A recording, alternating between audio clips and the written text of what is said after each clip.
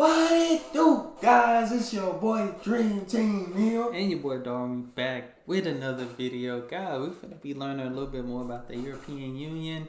I think I've done a video about it a little bit, but it didn't talk too much about it. I learned about the Union.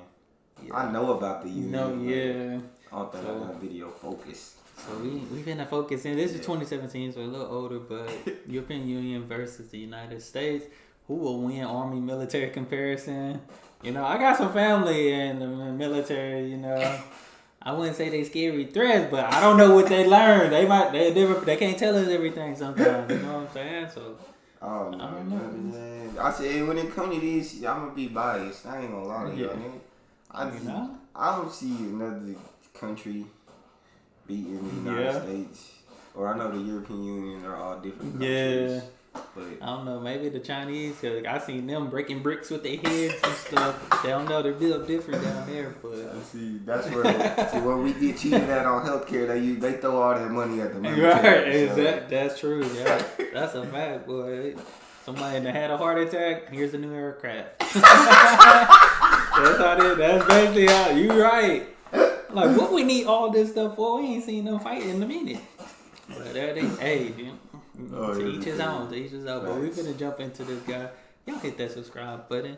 Send down those recommendations. Hey, we need those recommendations, man. You know, it's been a struggle finding stuff. Y'all send us some recommendations for us supposed to check out. You know what I'm saying? But let's go ahead and jump into it. The world watched in wonder when in 1993 the European Union was officially formed.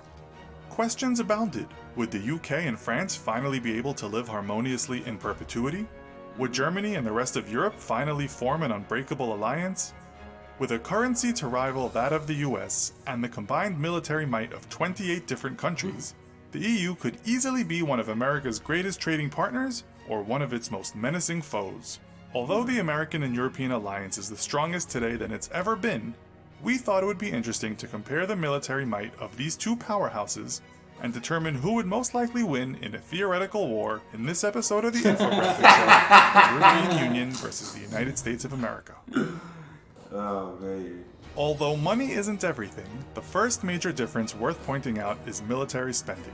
The annual defense budget of the European Union, which still includes the UK, even though they recently voted to Brexit, is $227 billion, or 3 times smaller than the United States' annual defense budget of $600. That's a lot of money going to the military, bro. We better not lose this. If we spending all that money, we better have every new thing. We better have what they don't have. They can't get. What in the world? That's a lot of money. We better not lose. Can't lose. What in the world? $64 billion. When it comes to manpower, the EU has a population of 743 million people, with 1.4 million being active military personnel and 1.7 million being reserve personnel. The United States has a population of 324 million people, with 1.4 million being active military personnel and 1.1 million being reserve personnel. With programs such as Sabre Strike, the 7th Army Training Command, and the Atlantic Resolve, it is safe to assume that the close connection between the US and the EU has resulted in reasonably similar training for the Army personnel of each country. In terms of land systems, the EU and the US are also similarly matched. The EU has 6,700 tanks, 48,971 AFVs, 2,312 SPGs, 3,492 towed artillery, and 1,069 MLRSs.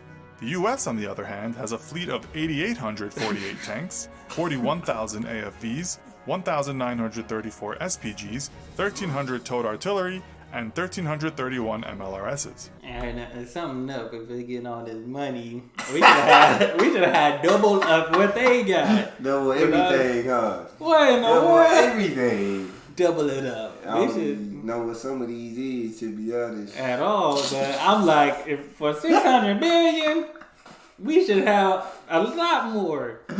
Unless you know we even paying for expensive equipment.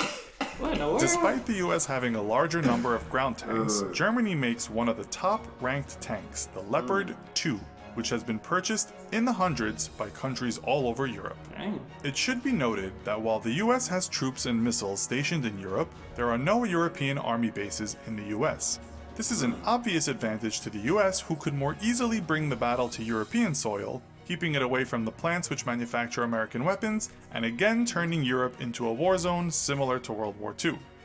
Of the US missiles on European soil, the Aegis Ashore missile defense system, located in Romania, has recently gone online and is manned by 130 US sailors. This defense system is currently run by NATO, but in the case of a US-EU war, it would become an ideal base for the US on European soil. With regard to air power, the US currently has a larger and more modern air force with 13,444 aircraft, the most popular being the American-made F-16 Fighting Falcon. The EU has less than half that, with 6,751 total aircraft, the most popular being the Eurofighter Typhoon. Since the US and the European Union are on two different continents, it's important to take a look at each country's naval power. The EU has a total of 61 submarines, 102 frigates, 21 destroyers, 39 corvettes, 167 mine warfare craft, and 210 patrol craft.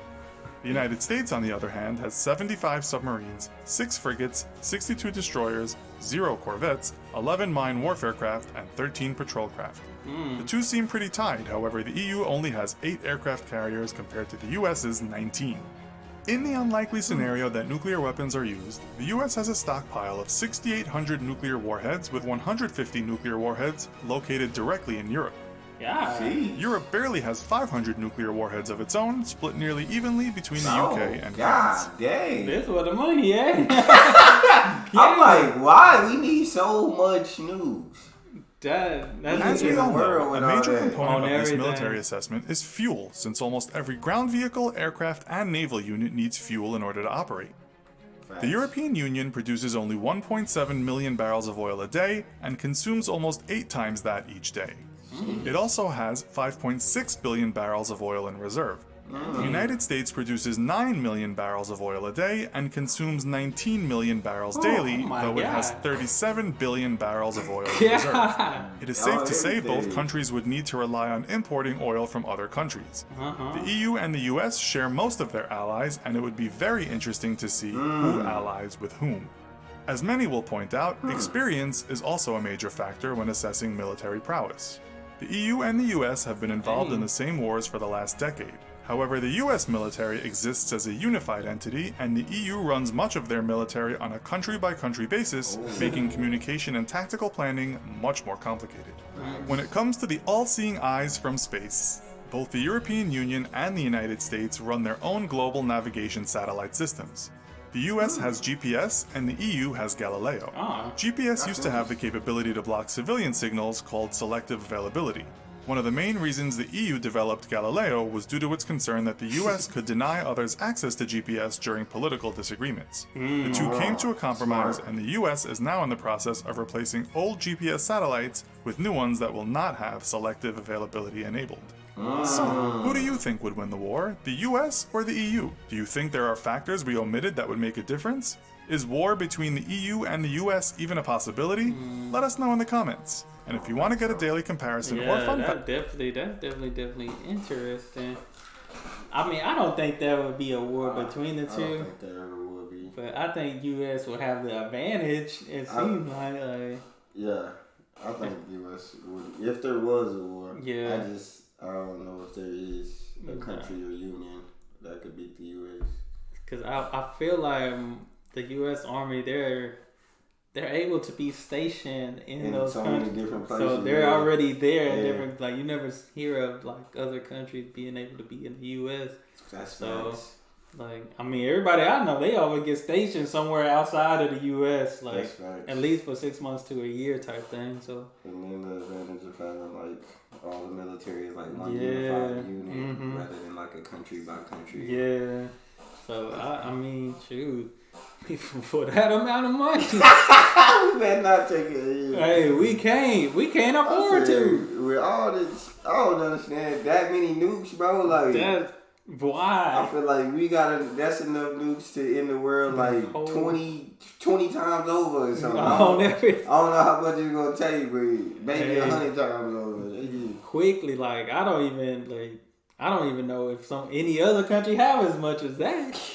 That's a lot. That is a ton of one weeks, button bro. can end it all. I hope nobody I ain't swear to slipping God. up on that button. Like, shoot. I swear to God. Hey, but y'all let us know what you think. I mean, this was 2017. You know, things change. You know, 2022 Facts. now, but Facts. that means we probably paying over trillions of dollars now at this point.